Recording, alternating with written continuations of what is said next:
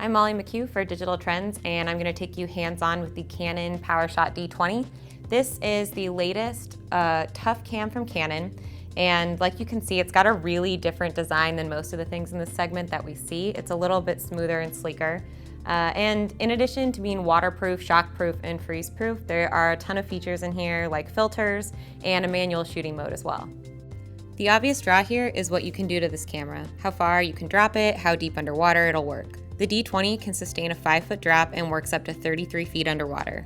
Its build is ready to sustain all of this. It's hefty, it's pretty thick, and all of the buttons and controls are big and easy to manage. Like with most tough cams, the battery and SD card slot are somewhat difficult to get to, but that's in an effort to protect them. The zoom toggle is also a little unfortunately small here, and it's actually 2 buttons. This is to make room for the 3-inch LCD screen and give the function, menu, and navigation buttons some more room, but it's still a little bit awkward.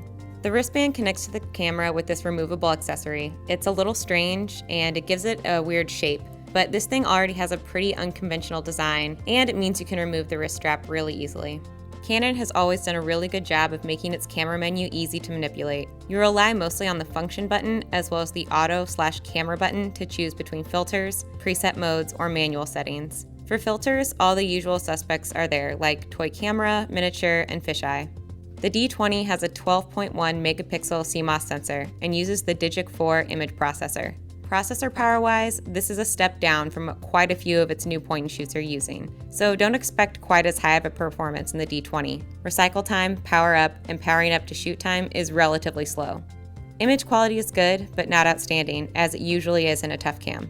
It's the extras that sell this thing, like really good underwater shots, GPS, and a surprisingly sharp lens. It will definitely get the job done for your ordinary stills, and you'll still have a little room to exercise your skills. But a DSLR and point-and-shoots clothing, this thing is not. The camera sells for $350, which is steep but fairly average for a tough cam.